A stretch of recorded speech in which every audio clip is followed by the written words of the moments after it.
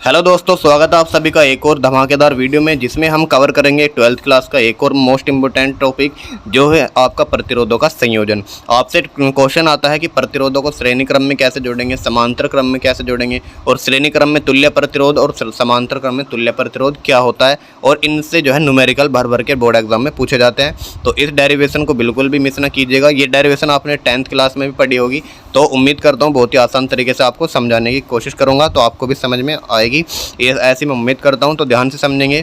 प्रतिरोधों को हम दो प्रकार से जोड़ सकते हैं, पहला श्रेणी क्रम में और दूसरा समांतर क्रम में।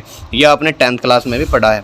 तो सबसे पहले हम डिराइव करेंगे श्रेणी क्रम में जुड़े प्रतिरोधों का तुल्य प्रतिरोध निकालेंगे। तो सबसे पहले श्रेणी क्रम में 3 प्रतिरोध हमने जोड़ लिए, माना R1, R2 व R3 श्रेणी क्रम में जुड़े हुए हैं। तो यही सब इसमें लिखना है। अगर ये श्रेणी क्रम में जुड़े हैं तो विभवांतर अलग अलग होता है और धारा सभी में समान होती है। बस ये 2 चीज़ें याद रखनी है। समांतर क्रम में धारा अलग अलग होगी, विभवांतर समान होगा। बस यही चीज़ इसमें डिफरेंस है, बाकी सब सेम है। जैसे हमने संधारित्रों का श्रेणी क्रम और समांतर क्रम संयोजन पढ़ा था, बिल्कुल सेम ही है। तो ध्यान से समझेंगे। माना 3 प्रतिरोध है, R1, R2 व R3 श्रेणी क्रम में जुड़े हैं। जब इस संयोजन को V वोल्ट की बैटरी से जोड़ते हैं तो सभी में प्रतिरोधों में समान धारा I बहने लगती है, यानी इसमें भी I बहेगी, इसमें भी I और इसमें भी I। लेकिन जो विभवांतर होता है वो अलग अलग होता है, V1, V2, V3। तो माना ये जो है V1, V2, V3 है, और टोटल विभवांतर हो जाएगा इन सभी के योग के बराबर, V1 plus V2 plus V3। यहाँ से V की वैल्यू क्या होती है बताओ? ओम का नियम अभी पढ़ा है आपको, V बराबर IR।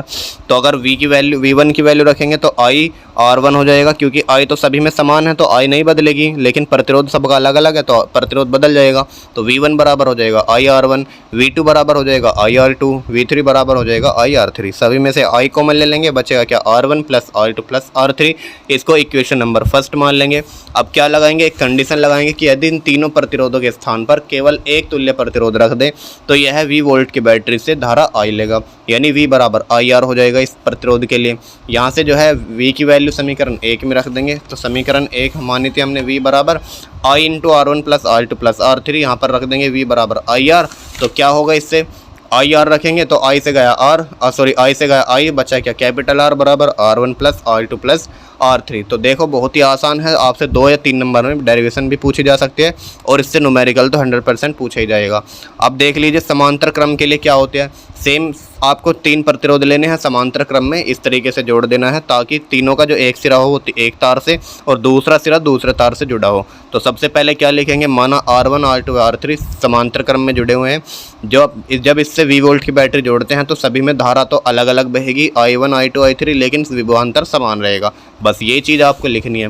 तो लिखेंगे माना 3 प्रतिरोध R1 व R2 व R3 समांतर क्रम में जुड़े हुए हैं। जब इस संयोजन को एक V वोल्ट की बैटरी से जोड़ते हैं तो धाराएं तो अलग अलग होंगी, लेकिन विभवांतर समान होगा, जो कि जोड़ी गई बैटरी के विभवांतर के बराबर होता है। अब लिख लेंगे कैपिटल I या स्मॉल I से रिप्रेजेंट कर दो धारा को, मर्जी आपकी है। तो I बराबर I1 plus I2 plus I3 लिखेंगे। अब चूंकि V बराबर हमने पढ़ा है I, तो I की वैल्यू आ जाएगी V अपॉन R। तो यहाँ से I1 की वैल्यू हो जाएगी V अपॉन R1, क्योंकि V समान है सभी के लिए तो V नहीं बदलेगा, प्रतिरोध बदल जाएगा। तो V बटे R1 प्लस V बटे R2 प्लस V बटे R3। यहाँ से V कॉमन आ जाएगा, बचेगा क्या? 1 upon R1 plus 1 upon R2 plus 1 upon R3। अब सेम कंडीशन लगाएंगे कि यदि इन तीनों प्रतिरोधों के स्थान पर केवल एक अकेला तुल्य प्रतिरोध रख दें तो वह V वोल्ट की बैटरी से धारा I लेगा, यानी V बराबर IR। यहाँ से I की वैल्यू निकालो, V बटे R, उठा करके समीकरण 1 में रख दो। तो यह मान समीकरण 1 में रखेंगे। तो समीकरण 1 में रखने पर क्या होगा? V बटे R बराबर हो जाएगा V into 1 upon R1 plus 1 upon R2 plus 1 upon R3। V से कैंसिल हो जाएगा, V बचेगा क्या? 1 अपॉन R बराबर 1 upon R1 plus 1 upon R2 plus 1 upon R3। तो ये हो जाएगा आपका समांतर क्रम के लिए प्रतुल्य प्रतिरोध। तो उम्मीद करता हूँ आपको अच्छे से समझ में आया होगा। इसको 1-2 बार प्रैक्टिस कर लेंगे तो बहुत ही आसान तरीके से समझ में आ जाएगा, ज़्यादा मुश्किल भी नहीं है। इसकी PDF टेलीग्राम पर आपको मिल जाएगी, आराम से नोट कर लेना। और बाकी मैं जितने भी इंपॉर्टेंट डेरिवेशन है कोशिश करूँगा आपको जल्द से जल्द प्रोवाइड कर दूँ, ठीक है। आप मुझे सपोर्ट दिखाइए, मैं आपकी तैयारी बहुत ही बेहतरीन तरीके से करवा दूंगा, भरोसा रखिए। चलिए मिलते हैं नेक्स्ट वीडियो में, तब तक के लिए पढ़ते रहेंगे, मुस्कुराते रहेंगे एंड चैनल पर बने रहेंगे।